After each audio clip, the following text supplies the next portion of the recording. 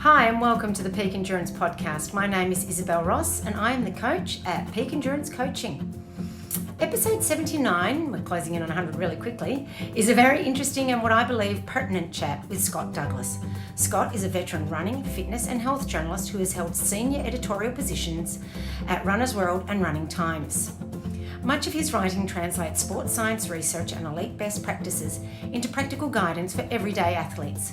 He is the author or co-author of several running books, including Running is My Therapy, Advanced Marathoning, which I've loved as well, and MEB for Mortals. In this interview, we discuss his book, Running is My Therapy, and how running helps runners with their mental health. I loved this book and find it all very appropriate in this time of COVID. Are injuries or persistent niggles ruining your enjoyment of running and hindering your performance? Get on top of these now so that you can get back to the simple joy that is running. Come in and see the specialists at Health and High Performance, where they utilise the latest in technology and experience to help you get back to your running best. So, to be and achieve your running potential, go to healthhp.com.au/run to book an appointment and get back to feeling how good it is to just run without pain again. Also, please don't forget to get on over to Apple Podcasts to rate, review and subscribe.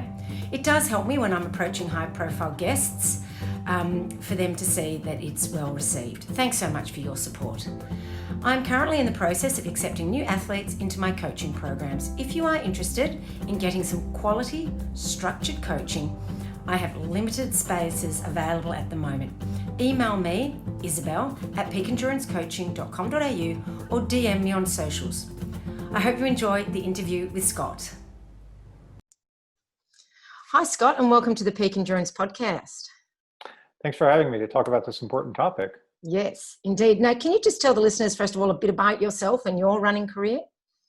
Sure. I've been running for a little bit more than 40 years now. I started when I was in middle school and never stopped. At times I've been pretty serious about racing and stuff. At times I haven't been, but even during those times I've continued to run a lot, in part for things that I'm sure we'll get into today.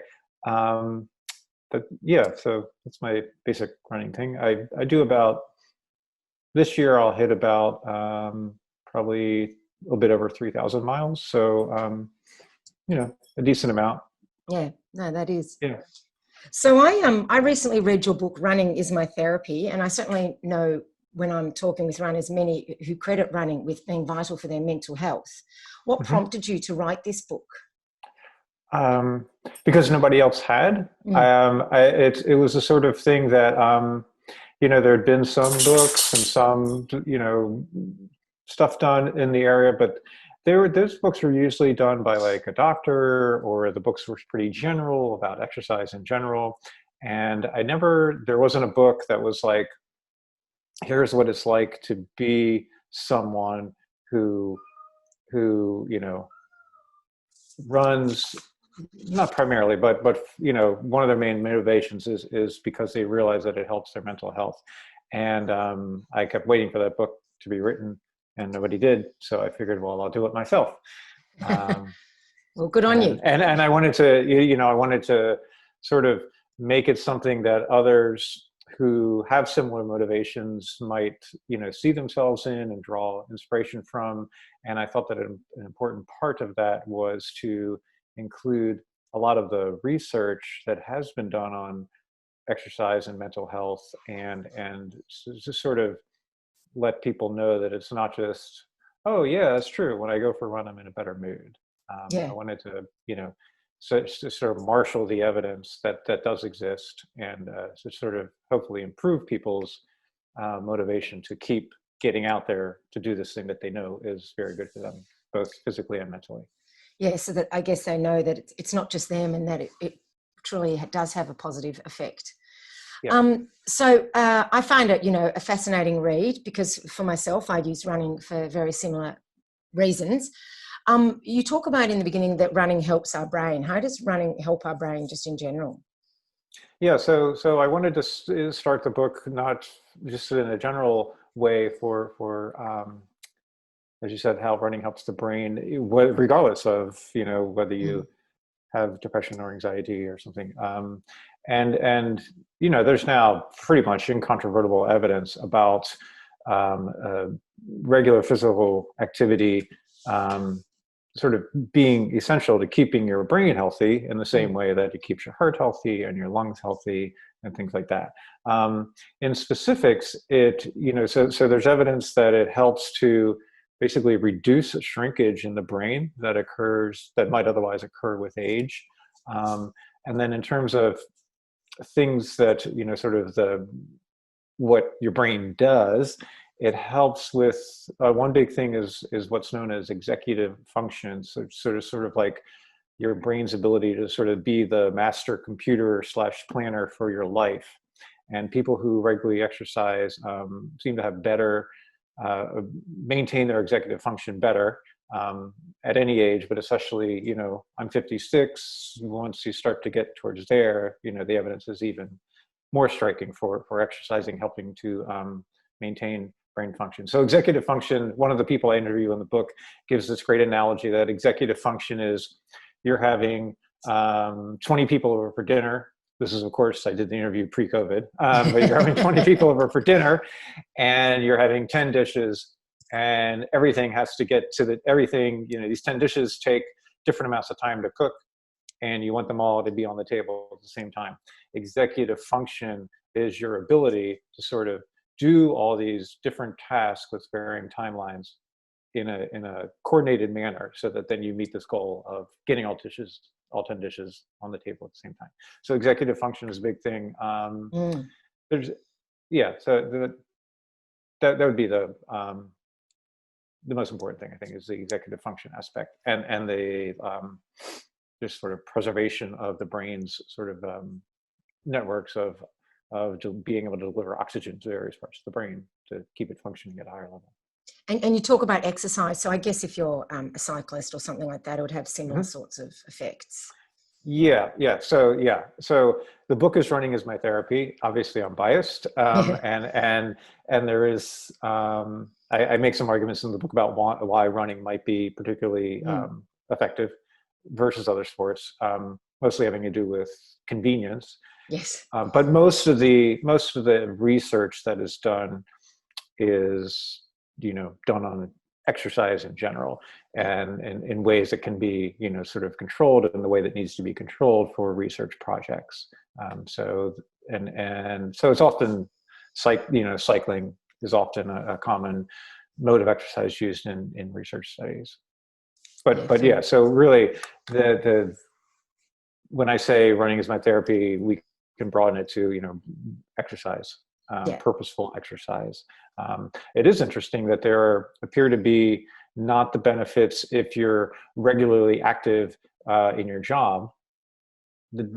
Even if you have that same activity level, it might not have the same benefits as sort of purposeful non-work exercise. And one thought is that the job is stressful. It's not something that brings you pleasure, and so it seems that there's an element to the pleasure aspect of purposeful exercise that might have more of these mental health benefits than I don't know, working on a farm or something like that. Yeah. And how can we use running to like just generally improve our mood? Do it. Yeah. So sometimes when I talk to groups and stuff on this topic, a question is basically, like, well, how little do I have to do basically to get the benefits? And I'm very much in the camp of anything is better than nothing. The difference between you running 2 miles today and you running 10 miles today is much smaller than the difference between you not running today and you running 2 miles. So any amount of running or purposeful exercise is good in general terms for physical and mental health. That said, most people would say beyond 20 minutes is when, if you're looking for sort of a mood, sort of an acute mood enhancement on that day. Yeah. A lot of people would say, at least 20 minutes, then you sort of get, the stuff starts happening that then when we finish a run and think, boy, I wish I always felt like that. That seems to happen more with, 20 minutes or more, because you're just getting going at that point. Yeah, well, I mean, honestly, the first 15 minutes often isn't the best anyway. I don't know about yourself, but right, right. But again, that said, I've had days where I go out and run 1 mile just to feel like the last time. So, okay, the last time I ran, so I live in Maine where the winters are very, very hard. I have a treadmill in my garage. I hate running on the treadmill. Absolutely hate it. And the last time I ran on my treadmill was February of 2015. And I ran on it that day for 10 minutes, and that was because it was like, it had been snowing it seemed like forever, 3 days straight. And I just felt completely defeated by the day. But I was like, I'm going to, get on the treadmill and I'm going to do this, just this 10 minutes. And in terms of my mood that day, I went to bed feeling better than if I hadn't done it, because I felt like I wasn't completely defeated by this. I did something, to sort of reclaim some control of my day. So any amount is better than none. But 20 minutes to an hour is like a great sweet spot where you get in a groove, and maybe for most people, once you get past an hour, they start getting a little too tired or something. But and they also have busy lives. But yeah. So people often, and you can use running to help with depression and anxiety. A couple of questions: how does it help those, and could it ever replace, medication? Sure. Okay. So I like to think of the mental benefits in three sort of main categories. One is, and this is not counting like a day-to-day mood change. And that's one of the things that you asked why I wrote the book. One of the things that I'd always wanted to get an answer to, and I never did until I wrote this book, was, am I starting from scratch every day? So I have like chronic low-grade depression, right?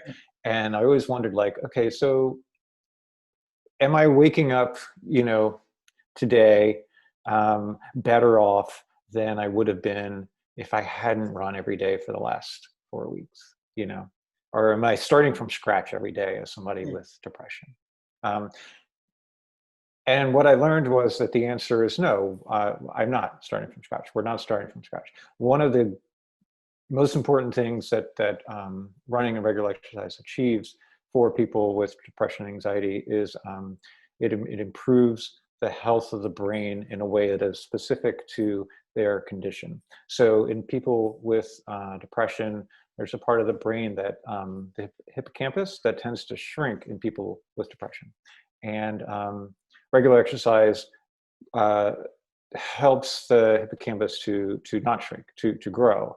And it also improves the sort of connectivity between neural pathways in the brain in the same way that some antidepressant medications do. So that's sort of like the brain chemistry, sort of long-term effects that is incredibly profound. The second way is something that I alluded to in my little 10-minute run on the treadmill story, and that is this feeling of self. It's called self-efficacy. So I see myself, thanks to running, I see myself as somebody who can set goals and achieve them, who can get things done, who can get off the couch. And seeing myself do that in this one area of my life, I can then more easily see myself doing that in other areas of my life. And then that sort of feeds on itself. In the same way, in a negative sense, when you're dealing with depression, a bad spiral of events can sort of feed on itself. these positive events can feed on themselves in the same way. And so that's the second way, the sort of what you might call like basically like yourself, your vision of yourself, so a sort of psychology aspect. And the third would be, and this is more of in an acute way, well, we might think of it like a cognitive change. So you'll hear so many people who will say, I went out for a run, and this thing that had just, had been eating at me, that kept me up all night, I couldn't figure out, but I was 25 minutes into my run, and I was like, oh, okay, now I know how to think about it, right? In a way that just doesn't seem possible when we're just sitting down or lying on the couch or whatever. Perhaps just as powerfully, get back and say like, hey, for that hour, I didn't think about that thing that's been eating away at me, and what a relief that was. So this change of thinking that just seems to magically happen without us trying to have it happen, either sort of thinking in a new way about things that have been getting at us, or not thinking about it for that time, or both, very powerful sources of relief. In the book, I make a distinction, and this might be too fine of a distinction, especially because depression and anxiety often coexist. But depression, for people with depression only, I like to think of exercise and running as it's called activation. So you sort of your whole system gets a little, a little jump that sort of is lacking often in the rest of your life. And so you feel physically energized, you feel mentally energized. And everybody does, obviously, when they do, but sort of in a way that's different, where you might think, gosh, this must be what normal people feel like all the time, right? People with anxiety, so you could look at a benefit of sort of the opposite, and that is sort of this sense of bring their energy level down just a little bit. Not because they got tired, but because they got calmer. And there's some research, that's done about like what people look at when they're exercising. And in this one study that I think was in the book, after people did like a 20-minute workout, they were more drawn to like more pleasant pictures when presented with a bunch of images. So there's just this sort of calming that, again, is probably difficult to achieve, when you're sitting in front of the computer or something like that. Yeah. No, that's fair enough. So also, I know when I'm running, when I'm running with friends, I talk out all my problems with my friends. Yeah. How come this is so important, and why is it like so easy to do when you're running? And also, how does it compare to therapy and those sorts of things? Yeah. So I don't know in Australia what the situation is, but here in the United States, running is my therapy, sort of a catchphrase, a phrase, common phrase. And you'll see people, and I don't disagree with them on technical terms, like running is not therapy. Like therapy. Therapy is very strictly defined as seeing the trained professional. And that's true in a technical sense. But anybody, whether they have depression or anxiety, but anybody who's been struggling with stuff almost always will feel better after they've talked about it with people, with close friends. And as we know, there's something about running that,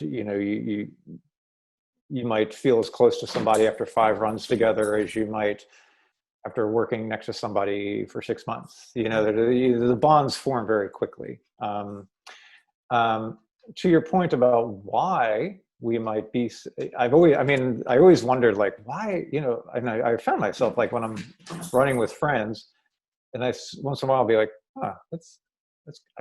I was a little too open there. They weren't offended. Yes. And I was like, hey, I didn't mean to say that. I didn't go to this run planning, I'm going to tell Kristen all about, what's going on with my investments.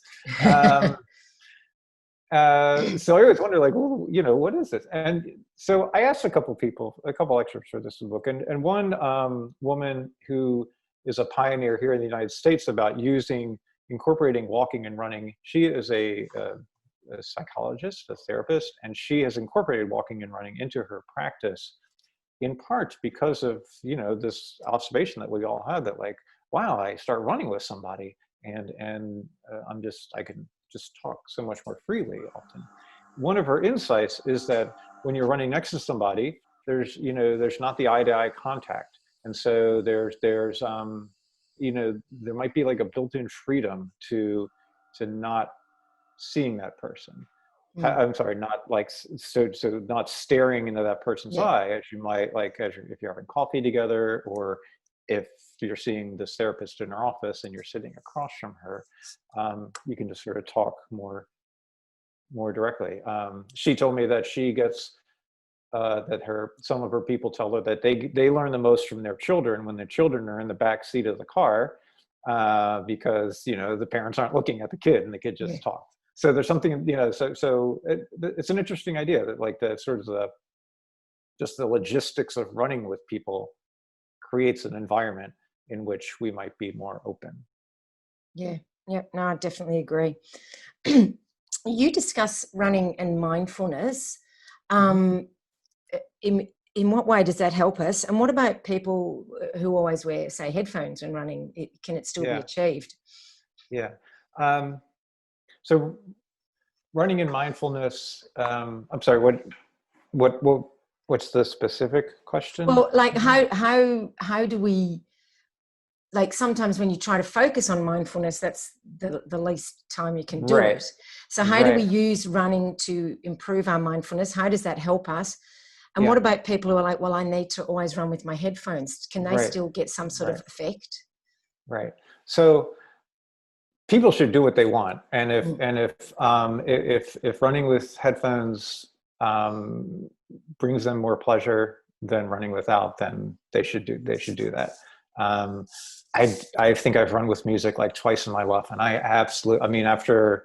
after my wife and running, music is like the main pleasure in my life. So I absolutely love music, and I wish I enjoyed listening to music when but I don't. And part of it, I think, is because I want that chance that I will sort of reach this sort of state of present awareness and lack of judgment, and all the things that we try to achieve when we, like, purposely say, I'm going to sit down and be mindful. I want that opportunity I want to create the environment in which that might happen. Why it happens, I don't know. How to increase the chances of it happening, potentially in addition to maybe not having headphones on, is there's some decent research now on, like, running in nature,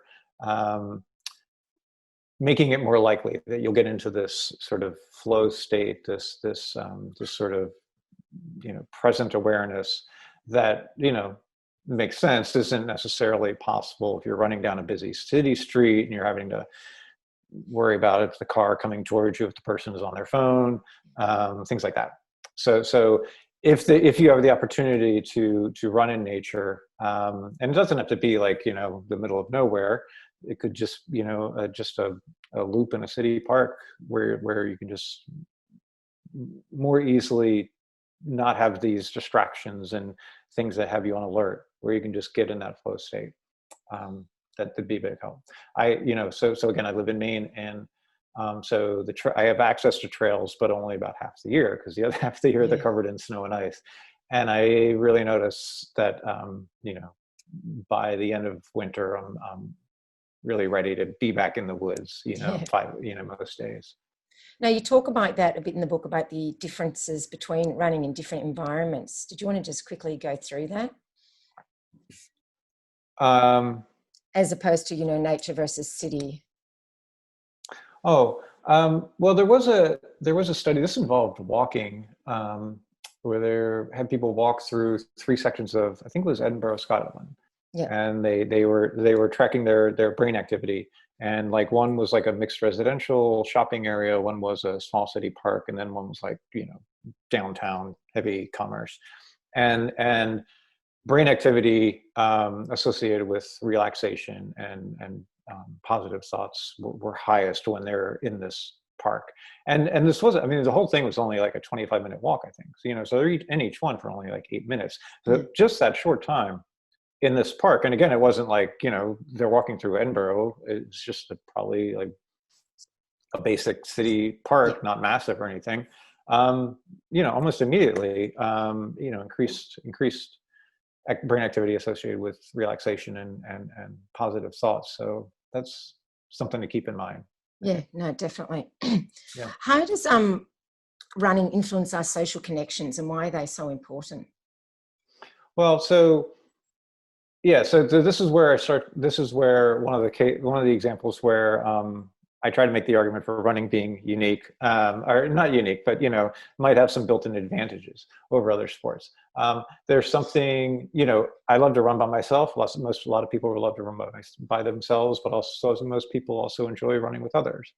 And as I said earlier, I think a lot of us have had the experience where we very quickly form bonds with people after a handful of runs that we wouldn't after a handful of equivalent time spent together in other activities. And I just think that I don't know about Australia, but in the United States, you'll hear the phrase the loneliness epidemic. And certainly during the pandemic, that's increased. Running, sort of, training with others, you have a built-in, maybe only twice a week, but sort of a built-in way to have this social life that can be increasingly hard to have at a high quality, especially, again, I don't mean to sound like an old person, but so especially, as we age,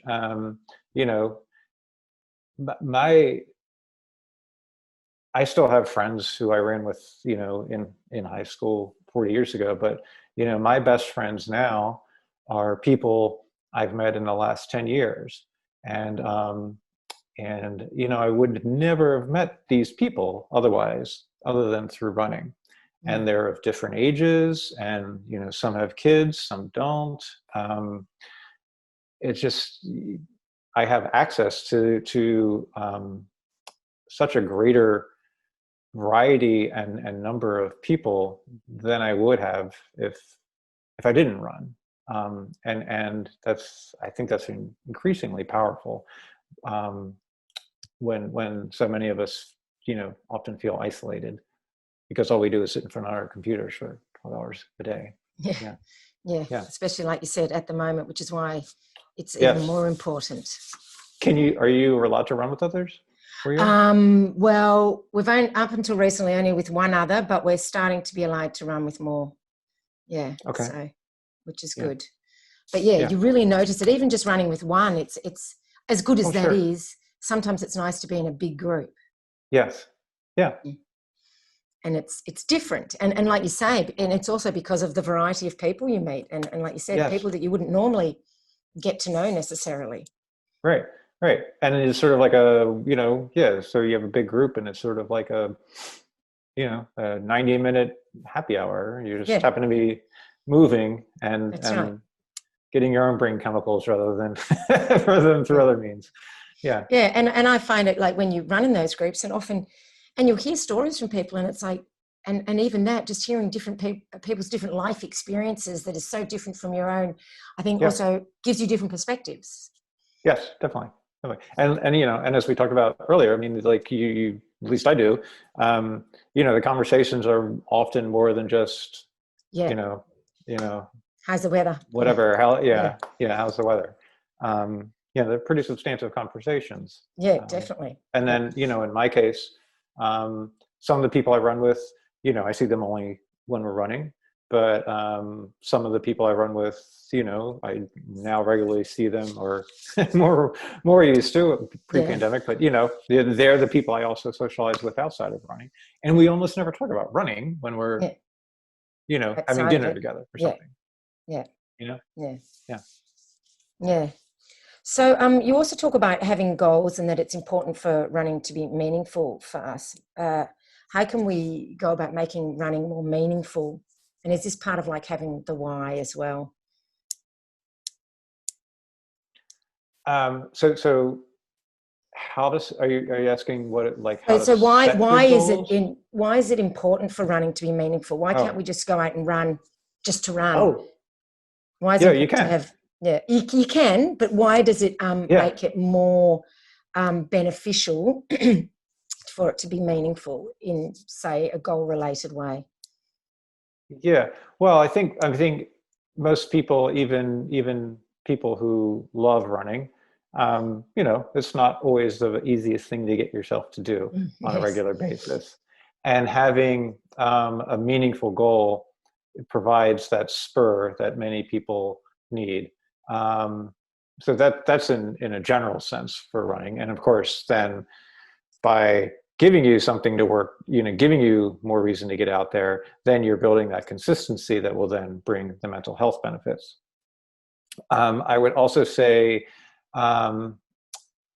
certainly, I have found, not just in running, but in other areas of my life, that having personally meaningful projects to work on helps my depression, because it sort of breaks this narrative in my head of every day is the same.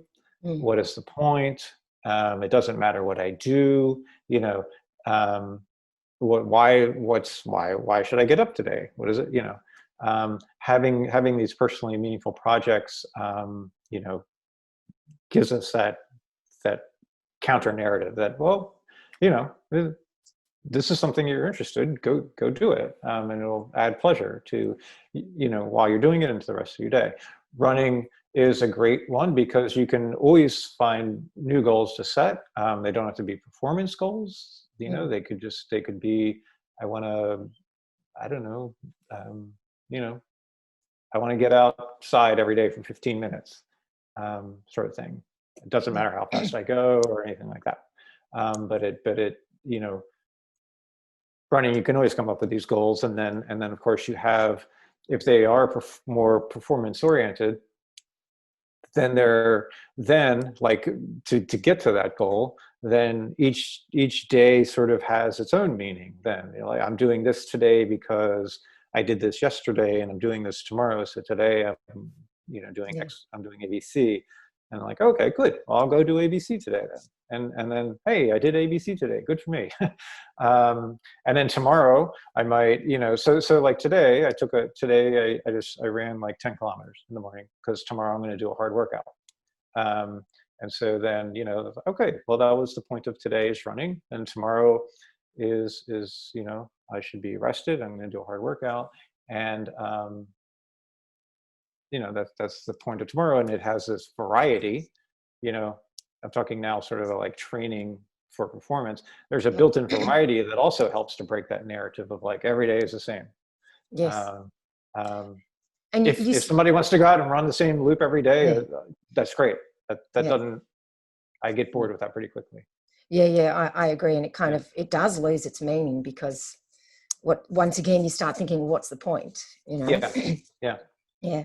How is, well, I mean, we all kind of know that running is related to a healthy lifestyle, but why is having a healthy lifestyle combined with your running so important for our mental health?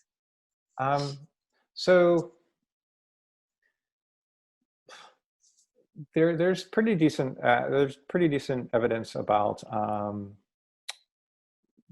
good sleep and a good diet having their own positive effects on depression and anxiety. And my argument is that, once you're, I mean, not when you're 18 maybe, but once you're an adult, running helps to encourage you to take care of yourself in other areas. Of course, you can eat whatever you want, but after a while, I think a lot of people sort of realize like, I don't want to eat all this junk food because I'm going running in the morning, and I'd rather feel better than worse. And I finally realized after the past 20 some years or whatever it might be, like eating potato chips every night doesn't, it doesn't make me feel as good as if I eat a better diet. And the same thing with getting good sleep, things like that. Yeah. And same thing with drugs and alcohol.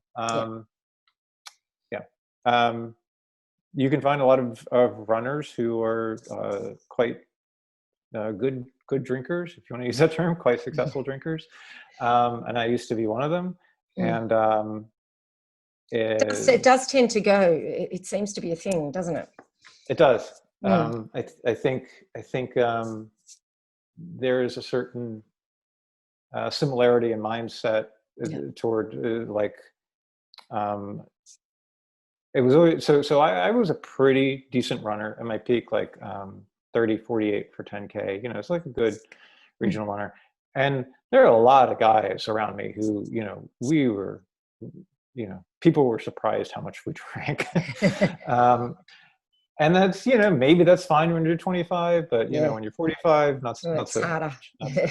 Yeah. But I think there is this sort of more is better mentality that some better runners have. And it's true as it applies to running, up to a pretty high point, more often is better if you're trying to run your best. Yeah. But that mindset then you find also applies to to other things. And some of us have had to learn how to not apply that mindset to drugs and alcohol. Yeah. No, I completely agree. So does this mean, having talked about all of this, that running is the magic pill for our mental health issues? Or do we, can we just go, that's it, I'm running, I'm going to be fine now? Or should we maybe look at other options as well if we're really struggling? Yeah. So nothing, nothing is a magic pill. Even the magic pill's not a magic pill. It's not. Right. So the short answer is no, running's not a cure-all. Running is not, I'm not saying, oh, just run every day and then you'll be fine. Right. I take, and I've. Sorry, you're just breaking up there. What was that you just said? Sorry. I'm sorry. Yes. I take an antidepressant. Yeah. And I have had times where I've seen a therapist. I would say that if you were to remove if there was a time when I was doing all three, if you were to remove running, that would have the biggest effect. Yeah. In terms of negative effects. Yeah. Certainly, most of us probably know people who maybe lean on running a little too much. And I think that's a problem if you're doing so at the expense of paying attention to things that might benefit from help from other areas as well. So it's not like you can only do one thing in life also, right? I mean, you can run and see a therapist. And there's pretty compelling evidence about different modes of treatment, exercise being one of them, working better together than any one on its own. So running and therapy might be a good combination for somebody, or running and medication might be a decent combination for somebody. Yeah. But I didn't make the point at the very beginning, although you asked the question. One of the so I don't want to say that running, like I said, I don't want to say running is a cure-all, but I do want to lean heavily on the message, and this is something that I didn't know until I read this book, that there's good clinical evidence that running, other forms of exercise, can be as effective as the more common treatments of medication and therapy for like mild to moderate cases of depression and anxiety. And I remember when I was working on the book, I told this guy I ran with in high school, and he's like, that should be on the front page of the New York Times. It's just crazy that like most people wouldn't think, most people don't know that. It's kind of crazy that I've been working as a running writer editor for whatever 30 years. It's crazy that I had to write this book to discover that. Like we should all know that, So running's not a cure-all, but it certainly is potentially a lot more powerful than many of us have been told is the case. Yeah. So, and like, just say a runner is injured, like, can they? Yes. So you have spoken about being able to use other exercise. Is it Yes. quite as effective though? Well, I think it depends on your psychology. It's certainly not for me. No. I remember one woman I talked with for the book. She has pretty at times debilitating anxiety, and she said running gets her to about a 7 or 8 on an out of 10 scale. And when she's hurt and has to ride a bike on a trainer or whatever, she can get herself to about a 5. That's my experience, but 5's better than 4. Yep. And Exactly. which is better than 2. And I always, I also just think, once you realize how powerful, if running is your thing, how powerful its mental health benefits can be, then one way I always get myself through having to ride the bike in the basement is telling myself, when I get back to running, I want to be as close to as fit as I was when I got hurt. So that I'm not then spending another 2 months sort of getting back into it, so that I can, have all those benefits available to me sooner. So once again, having some goals even for when you're injured. Yes. Yeah, definitely. Yeah. Definitely. No, that sounds excellent. All right. Well, thank you so much for talking with us about your book. And I've got it right here for people. And I just loved it. And it was although you talk about a lot of studies and those sorts of things and research, it was still an easy read, as in it wasn't onerous. So I appreciate you making it readable. Thank you. So yeah, that was good. If people want to follow you or, see what you're doing, how can they do that? So I have a personal website that I update once a decade. It's scottdouglas.biz, scottdouglas.biz. And then you can pretty easily find, I do a fair amount of work for Runner's World here in the States. So you can pretty easily find me just by Googling Scott Douglas Runner's World. No worries. All right, excellent. I'll put that in the show notes. Thank you once again for joining me today. Thank you. Thanks.